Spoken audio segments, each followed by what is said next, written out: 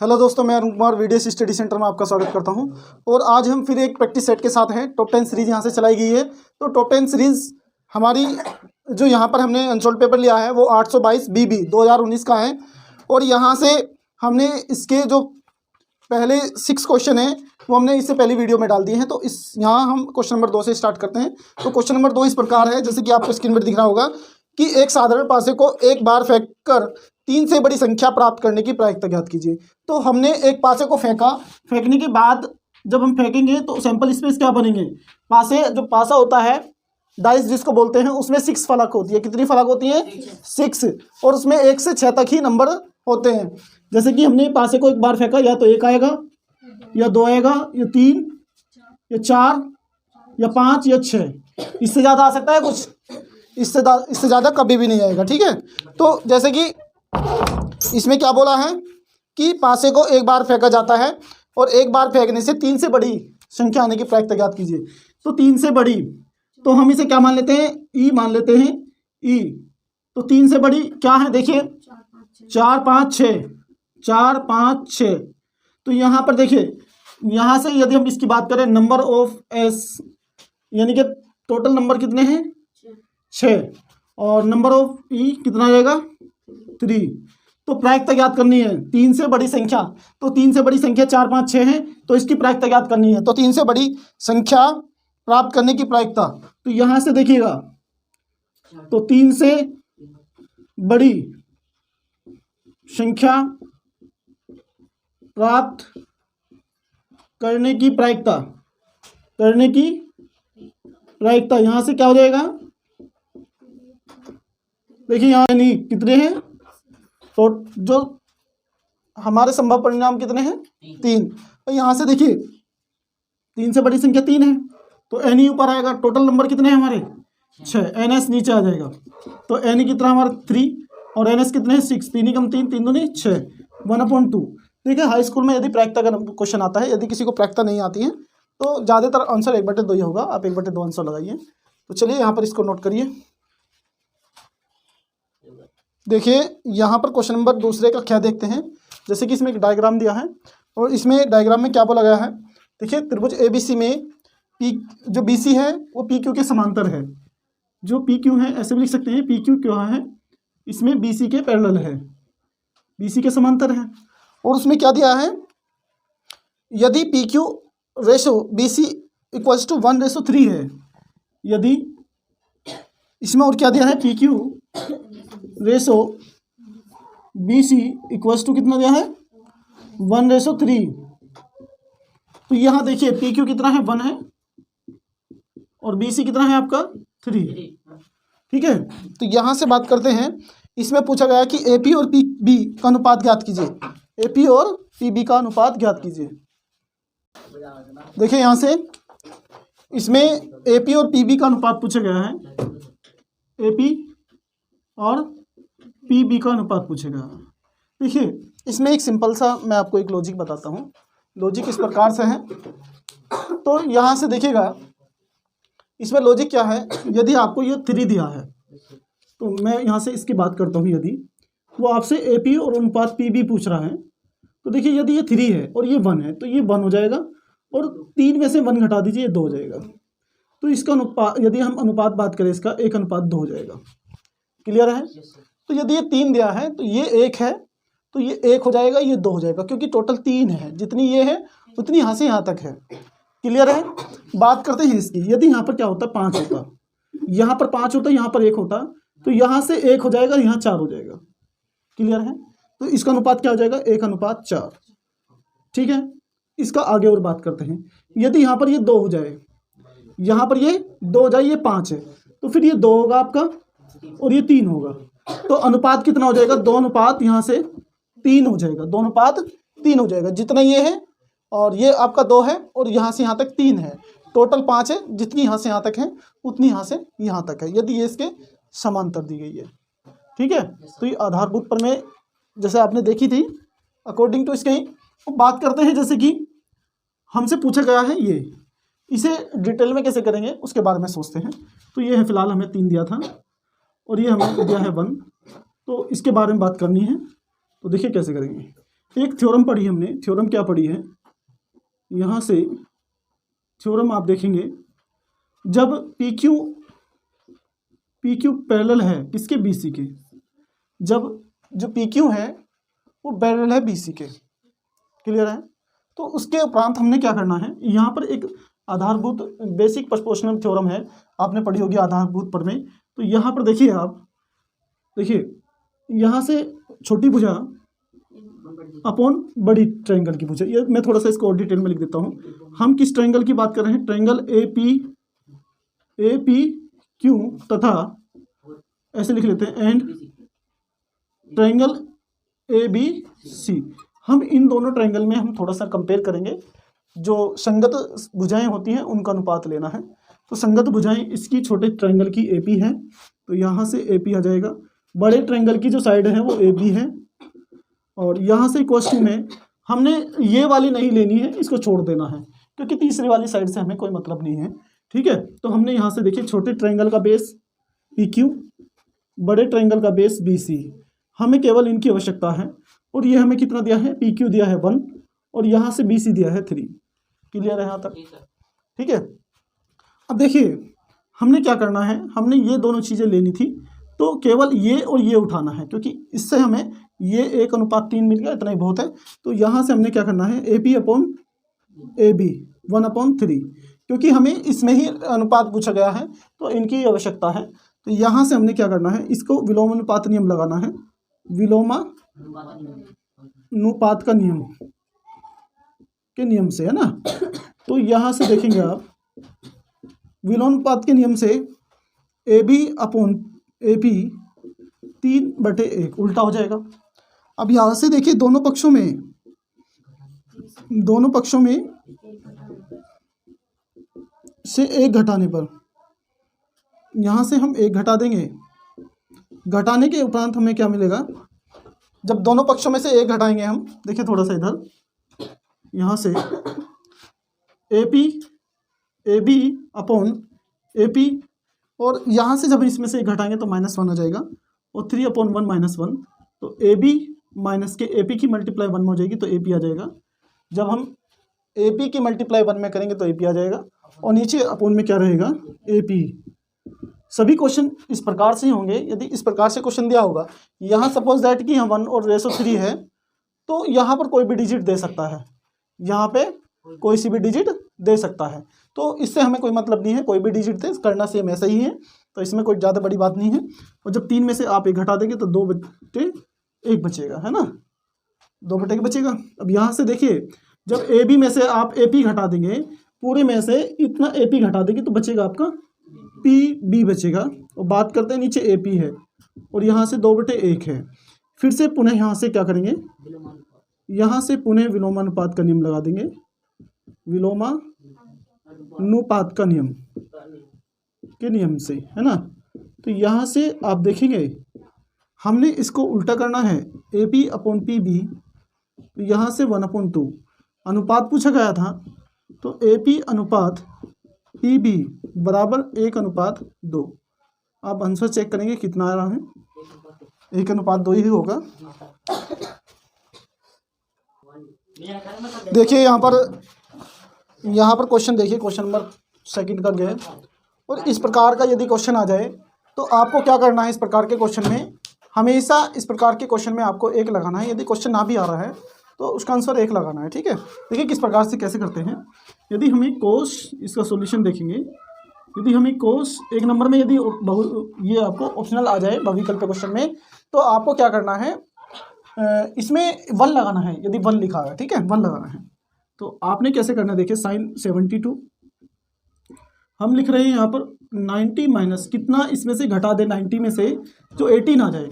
देखिए ज़्यादा दिमाग पे जोर नहीं डालना है, तो जो जितना नीचे है उतना घटा दीजिए, जितना नीचे है उतना घटाने के बाद जो ऊपर बचता है वो 18 ही बचेगा। और यहाँ से कितना है, sin 72, और यहाँ से देखिए मैंने आपको बताया था पहले भी कि cos 90 माइनस थीटा, जितने भी माइनस में है, चाहे आप, मैं कोस को हटा रहा हूँ, आपका कोस हो, साइन हो, टैन हो, कोट हो, सेक हो, कोसेक हो, कोई भी हो 6 के 6 में से, यदि यहाँ पर साइन होगा तो यहाँ पर कोस थीटा आ जाएगा, और यदि यहाँ पर कोस थीटा रहेगा, कोस 90 माइनस थीटा, तो यहाँ पर साइन थीटा आ जाएगा। ठीक है, साइन थीटा आ जाएगा। और यदि यहाँ पर आपका टेन थीटा है, टेन 90 माइनस थीटा है, तो आपका कोट थीटा आ जाएगा। मीन्स मैंने 90 माइनस थीटा किस किस में बताया, 90 माइनस थीटा और 360 प्लस थीटा में, ये ऑल पॉजिटिव होता है, ऑल पॉजिटिव होता है, ये मैंने आपको बताया रखा है। तो यहाँ से ऑल पॉजिटिव होता है। तो बात करते हैं इसकी, जैसे कोस 90 माइनस 72 है, तो यहाँ पर साइन 72 आ जाएगा। कितना आ जाएगा, साइन 72। और यहाँ से नीचे भी साइन 72 है, 72 से साइन 72 कैंसिल हो जाएगा। तो यहाँ से आपका आंसर आता है 1। तो आपको मैंने पहले ही बताया था। तो यदि एक नंबर में ये क्वेश्चन आ जाए, इसके जैसे कोई भी क्वेश्चन आ जाए, आपको 90 माइनस दिया है, मीन्स यदि ये नियम फॉलो हो रहा है 90 माइनस, तो कोई सा भी नियम फॉलो हो रहा हो, ऊपर कोस हो नीचे साइन होगा। यदि ऊपर टेन है तो नीचे कोट होगा, यदि ऊपर सेक हो तो नीचे कोसेक होगा। तो ये दोनों पेयर आपको मिलेंगे, तो वहाँ पर आंसर आपका 1 आता है। तो आप इसे नोट करेंगे। देखिए यहाँ पर क्वेश्चन नंबर 2 का हम यह देखेंगे। तो इसमें जैसे कि बोर्ड पर भी आपको स्क्रीन पर दिख रहा होगा क्वेश्चन। तो क्वेश्चन किस प्रकार से अभाज्य गुणनखंड विधि द्वारा संख्याएं 6, 72 और 120 का में से और लय से ज्ञात कीजिए। तो इस क्वेश्चन में हमसे क्या निकलवा रहा है, लय से और में से। देखिए किस प्रकार से हम क्वेश्चन को करेंगे, इसमें लय से और में से निकलवा रहा है।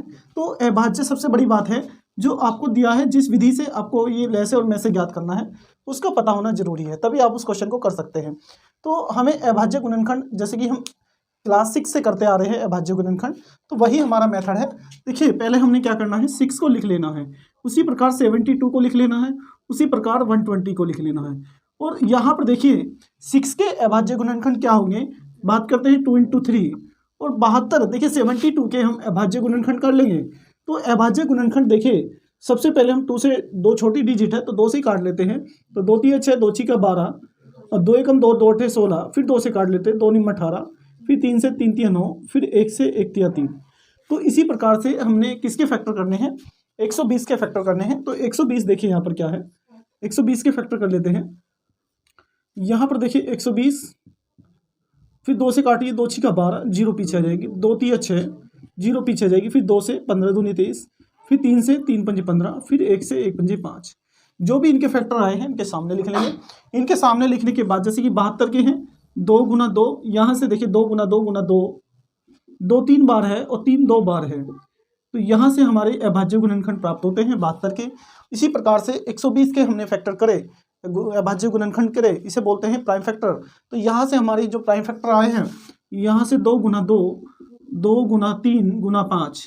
सबसे पहले बात करते हैं, यहाँ पर पूछा गया है ले से, लेकिन सबसे पहले हम में से निकाल लेते हैं। तो में से यहाँ पर देखिएगा, यदि में से की बात करें, में से को इंग्लिश में बोलते हैं HCF। क्या बोलते हैं बच्चों, HCF। और यहाँ से HCF हाईएस्ट कॉमन फैक्टर। तो हाईएस्ट कॉमन फैक्टर देखिए तीनों में क्या है, यहाँ से 2 है, यहाँ से 2 है, तीनों में 2 है। HCF जो तीनों में डिजिट होती है वही हम लेते हैं। तो यहाँ से 3 है, यहाँ से 3 है, यहाँ से 3 है, तो 3 आ जाएगा। तो 2 × 3 = 6 आ जाएगा। हमारा में से कितना आया, यदि HCF की बात करें तो यहाँ से 6 HCF आया आपका। बात करते हैं ले से, किसकी बात करते हैं, ले से। ले से मीन्स LCM। तो यदि हम LCM की फुल फॉर्म की बात करें तो लोवेस्ट कॉमन मल्टीप्लिकेशन। और यहाँ से हम LCM की बात करें तो जो तीनों में है वो तो आएगा ही आएगा। यहाँ से 2 आया, 3, यहाँ से 3, 3 एक 3 आ गया। और जो डिजिट बच जाएगी उनको एक एक बार लिख लेते हैं। जैसे कि यहाँ पर 2 है, यहाँ पर भी 2 आ जाएगा, यहाँ पर 2 है, यहाँ पर भी 2 आ जाएगा।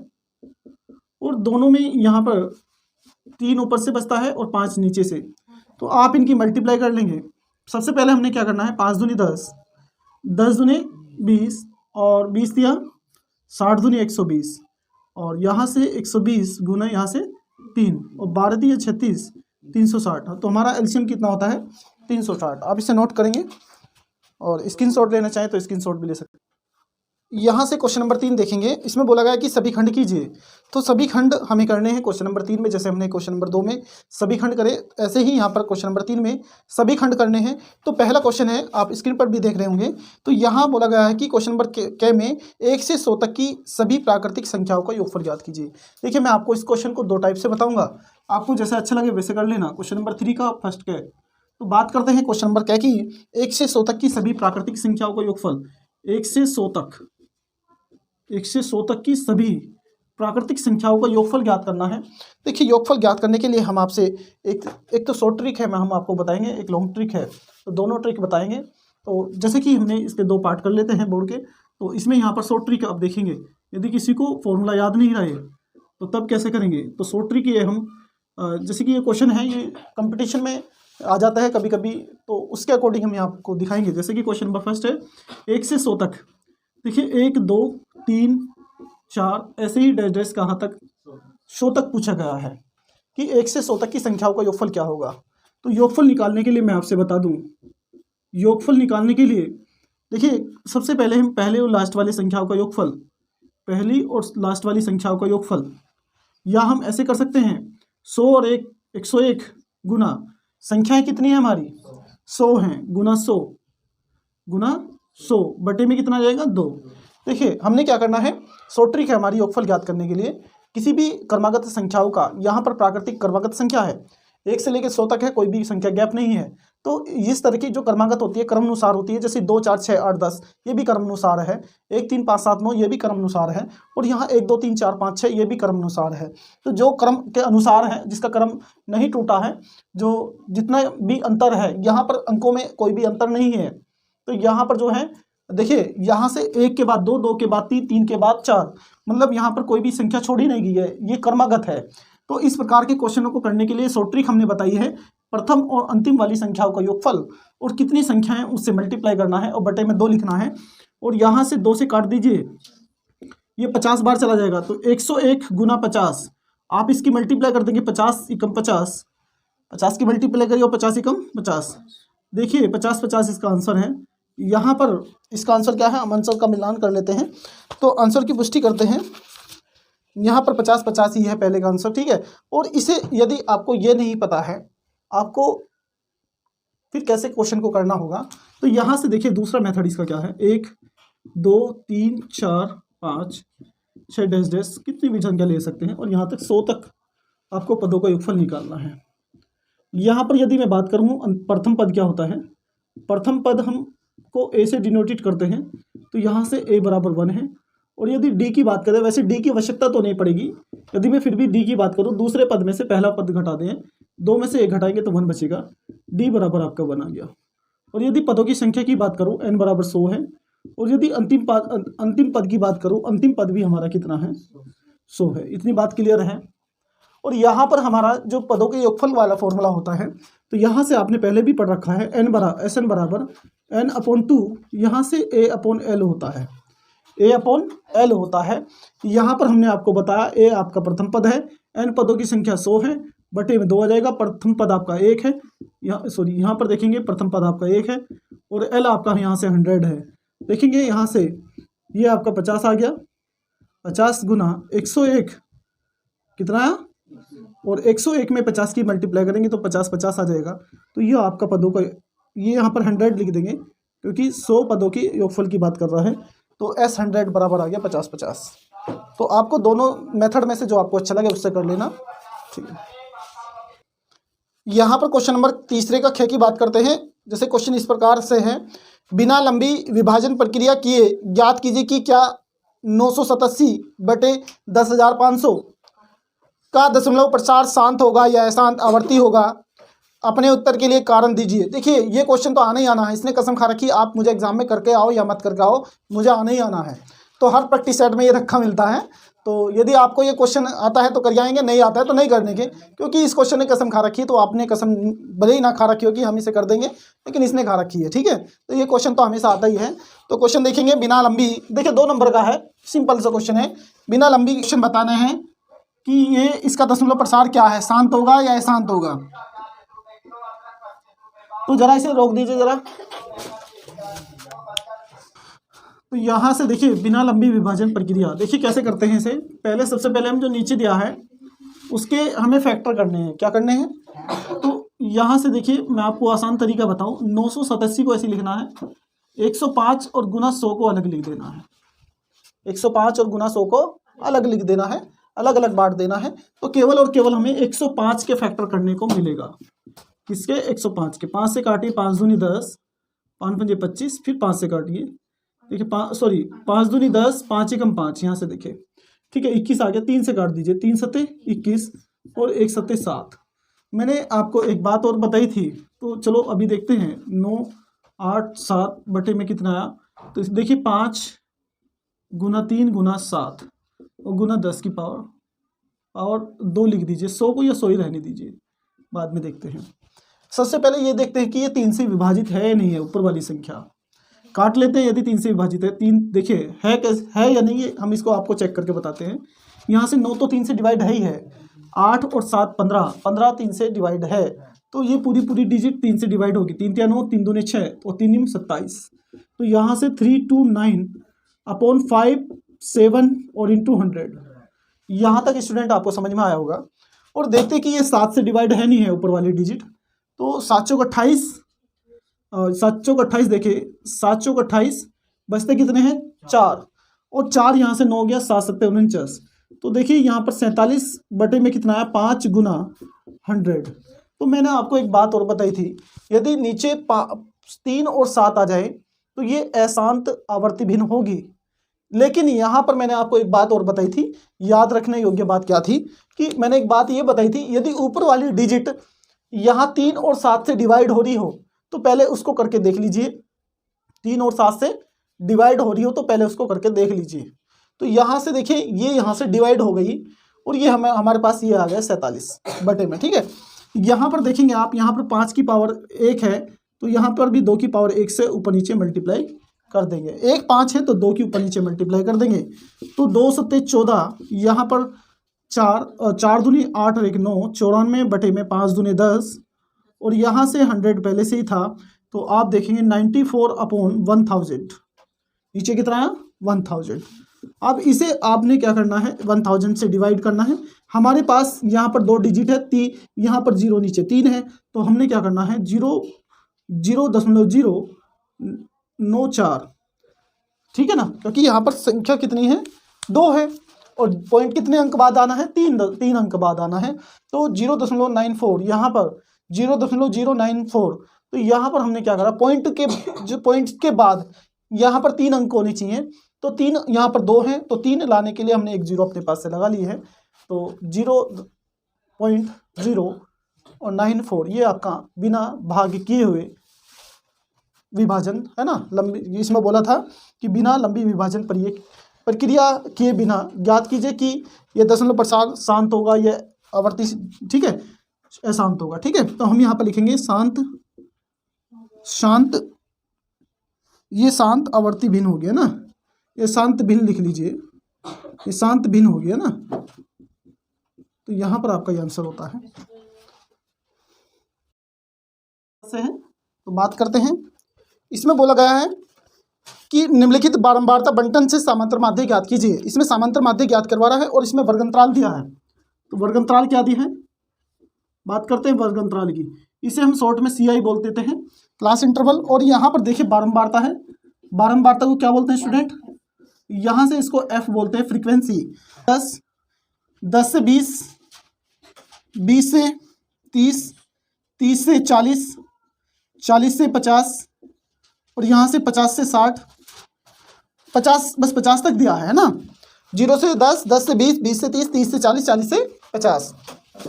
देखिए 0 से 10, 10 से 20, 20 से 30 और 30 से 40, 40 से 50। तो यहाँ पर ही ले लेते हैं एक लाइन, तो इसके नीचे की आवश्यकता तो है नहीं, फिर भी देखिए यहाँ पर क्वेश्चन बड़ा सिंपल है, तो आपने पहले भी किया है। तो इसमें ये बोल रहा है, इसमें यह नहीं कहा गया है कि आपको पग विचलन विधि से करना है या कल्पित माध्य से करना है, या आपको कौन से प्रत्यक्ष विधि है ना, किसी से भी आपसे कर सकते हैं। आपको देखिए यहाँ पर बारंबारता दिया है 8, 12, 10, 11 और 9। देखिए यहाँ पर क्वेश्चन बहुत सिंपल है, तो हमने क्या करना है, समांतर माध्य निकालने के लिए सबसे पहले हमें जो वर्गंतराल दी होती है उसका माध्य निकालते हैं। तो किसी का भी माध्य निकालने के लिए पदों को जोड़ते हैं, जितने पद होते हैं उससे डिवाइड करते हैं। जैसे 0 और 10 को जोड़ा कितना आया 10, और 10 को 2 से भाग करते हैं आप, तो यहाँ से 5 आ जाएगा। और बात करें वैसे ही, देखिए 10 का आधा कितना होता है, 0 + 10, तो 10 ही होता है। और वैसे भी जो 10 है यहाँ पर, इसको आधे आधे में बांट दीजिए। तो आधे आधे में जब बांटेंगे तो यहाँ पर क्या हो जाएगा, 5 और 5 है ना। तो यहाँ पर 5 का देखिए 5 5 ऐड करते चले आएंगे। तो वैसे भी देखिए यहाँ पर देखिए जैसे कि यहाँ पर कितना है 10, तो 10 में 5 ऐड कीजिए 15, 15 यहाँ से 20 है, 20 में 5 ऐड कीजिए 25, 30 में 5 ऐड कीजिए 35 और 40 में 5 ऐड कीजिए 45। ठीक है, तो आपको या तो ऐसे कर सकते हैं या ऐसे कर सकते हैं, lower limit plus upper limit और 2 से भाग कर देंगे तो 10 और 0 10 ही हो जाएगा। 10 को 2 से भाग करेंगे 5 आ जाएगा, 20 और 10 30, 30 को 2 से भाग करेंगे 15 आ जाएगा, 30 और 20 50, 50 को 2 से भाग करेंगे 25 आ जाएगा। तो इस तरह से भी आप निकाल सकते हैं जैसे आपका मन करे। ठीक है, तो इसके बाद हम निकालते हैं डी। डी कैसे निकालते हैं, x माइनस ए अपॉन एच। एच हमारा देखेंगे, आप अंतर देखेंगे यदि तो 10 है, 20 में से 10 घटाइए 10 ही आएगा, 50 में से 40 घटाइए यहाँ से भी 10 ही आएगा। कहीं से भी आप h निकाल सकते हैं। और यहाँ पर देखिए x वाले टर्म को जो बीच वाला पद है उसको a मानते हैं। क्या मानते हैं, a। जिसको a माना है उसके सामने 0 लिख देंगे। ऊपर की टर्म छोटी होती है -1 तो -2 हो जाएगा, और नीचे वाली टर्म बड़ी होती है, पद जो बड़े होते हैं, जैसे कि यहाँ पर ये वाली डिजिट बड़ी है तो +1 आएगा, +2 आ जाएगा। ठीक है, 0 से ऊपर -1 -2 और 0 से नीचे +1 +2 आ जाएगा। और फिर हमें एक्स यहाँ से देखिए FD निकालना होता है, तो यहाँ से FD निकाल लेंगे। 8 दूनी 16 माइनस के 16, 12 1 12 माइनस के 12, 10 0 0, 11 +1 11 आ जाएगा, 11 की +1 में मल्टीप्लाई करेंगे तो 11 ही आ जाएगा, और 9 दूनी 18, यहाँ पर प्लस के 18 आ जाएगा। तो हमने क्या करना है, यहाँ पर प्लस प्लस की डिजिट अलग ऐड करनी है। 18 और 11 कितना होता है स्टूडेंट, यहाँ पर आप ऐड करेंगे तो यहाँ पर 29 होता है, और यहाँ पर दोनों को ऐड करेंगे आप तो कितना हो जाएगा, 28 हो जाएगा। तो यहाँ पर देखिए 29 में से 28 आप घटाएंगे तो केवल और केवल FD कितना आ जाएगा, प्लस के 1 आ जाएगा। यहाँ से सिग्मा F निकाल लेते हैं क्योंकि इसकी आवश्यकता पड़ती है। तो सिग्मा F निकालने के लिए हम क्या करेंगे, 12 और 8 20 होता है, 20 और 10 30, 30 और 11 41, 41 और 9 50। एक बार से फिर से ऐड कर लीजिए, 8 और 12 20, 20 और 10 30, 30 और इन दोनों को जोड़ोगे तो 20 आ जाएगा, 50 हो जाएगा। यहाँ से देखिए हम इसको पग विचलन विधि से करेंगे। पग विचलन विधि देखिए ये विचलन के नाम से भी आ जाता है। ये आपसे पिछले प्रैक्टिस सेट में आप देखोगे उठा करके 2019 का प्रैक्टिस सेट उठा करके देखोगे, उसमें एक प्रैक्टिस सेट में विचलन विधि से पूछा गया है कि विचलन विधि से माध्य ज्ञात कीजिए। तो यहाँ पर हम इसे पग विचलन विधि भी बोलते हैं, पग विचलन विधि। देखिए यहाँ पर पग विचलन विधि से करेंगे हम यहाँ से। तो पग विचलन विधि क्या है, यहाँ पर देखिएगा हमने जो फॉर्मूला आपको पहले बताया था, आपको याद होगा।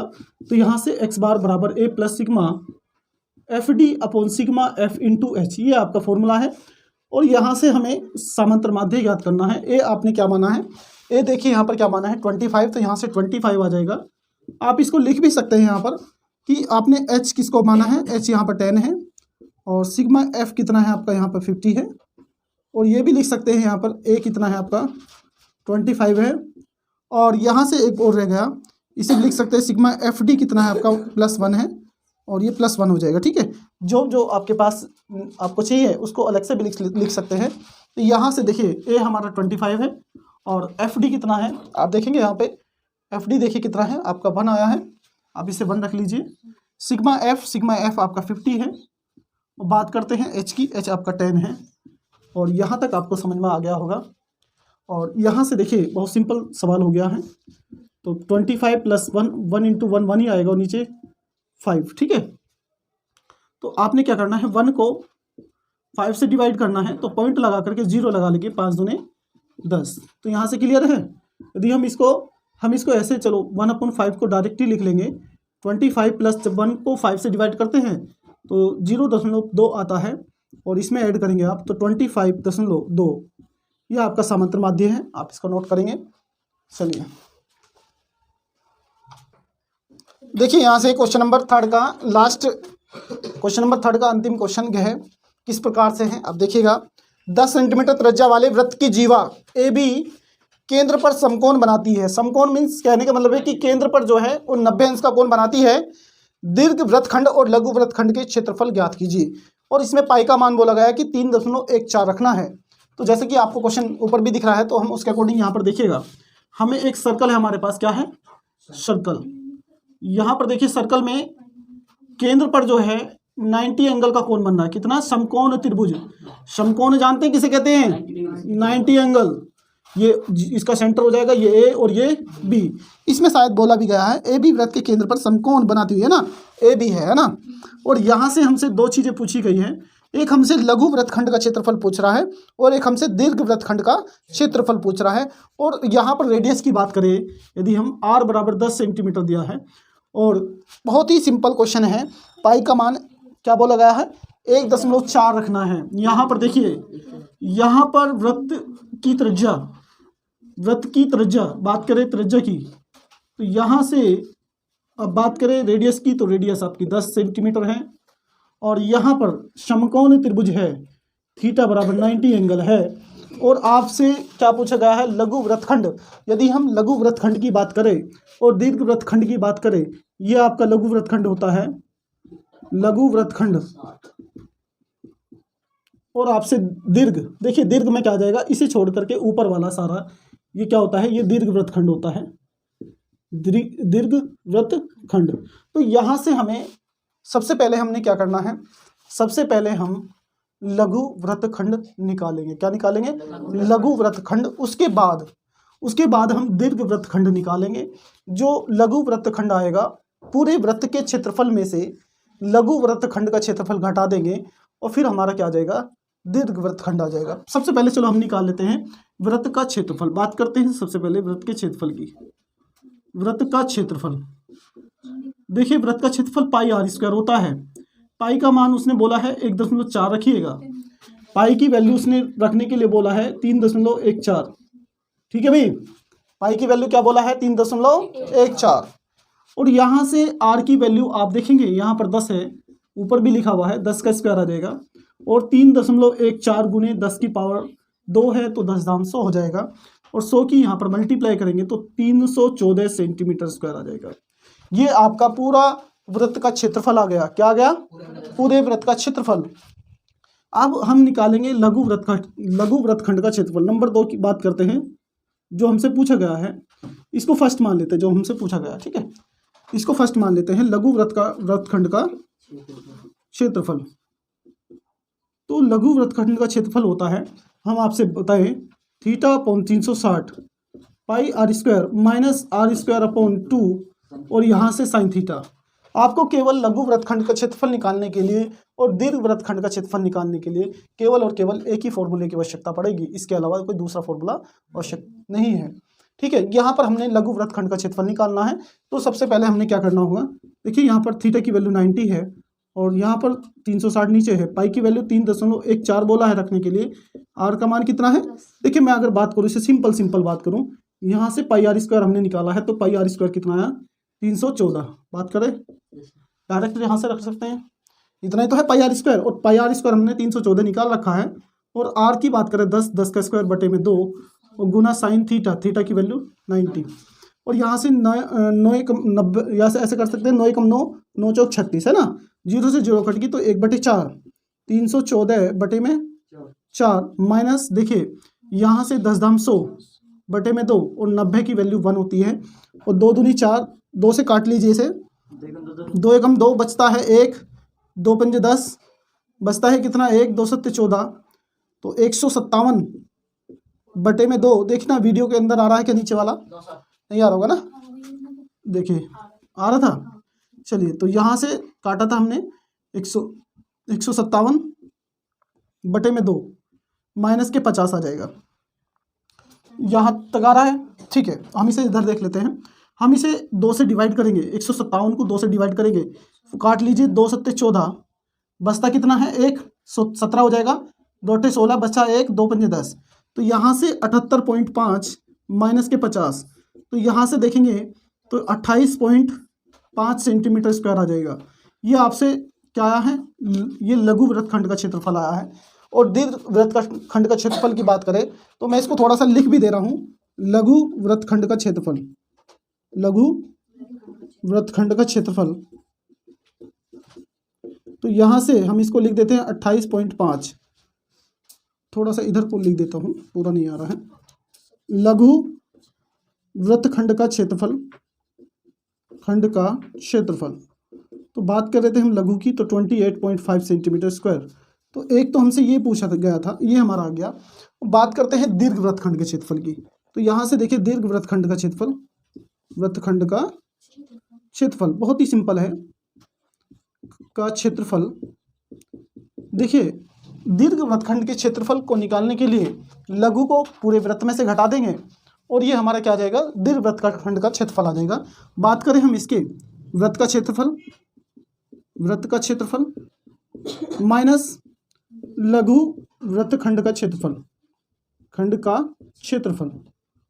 यहाँ तक आपको समझ में आया होगा। और जैसे कि हमने वृत्त का क्षेत्रफल कितना आया हमारा 314, 314 माइनस लघु वृत्तखंड का क्षेत्रफल हमारा आया है, आप देखेंगे 28.5। तो यहाँ से 28.5, ठीक है। तो आपने यहाँ से घटाना है, तो पहले यहाँ से देखिए 0.5 को घटाने के लिए पहले यहाँ से 1 ले लेंगे। तो जब हम 1 लेंगे यहाँ से तो 0.5 ही घटेगा, और 0.5 घटेगा तो एक में से 0.5 घटेगा तो 0.5 ही बचता है।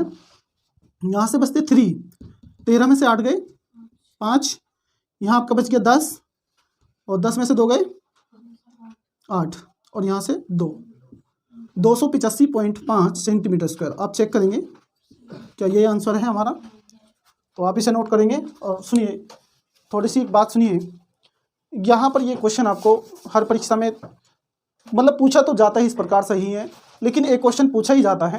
यदि आपने स्क्रीनशॉट ना लिया हो तो ले लीजिए, एक बार मैं यहाँ से हट जाता हूँ। तो यदि आपका स्क्रीनशॉट हो गया हो तो कुछ यहाँ पर कुछ ऐसे क्वेश्चन मैंने आपको दिए और जो परीक्षा में बार बार पूछे जाते हैं। तो मेरा मतलब ये है कि आप वीडियो को देखो या मत देखो, लेकिन जो क्वेश्चन मैं दे रहा हूँ ये क्वेश्चन ऐसे हैं जो परीक्षा में बार बार पूछे जाते हैं, जिस पे मैं बहुत ज़्यादा जोर देता हूँ। तो चलिए हम आज की वीडियो को यहीं समाप्त करते हैं। गुड नाइट, शुभ रात्रि, धन्यवाद।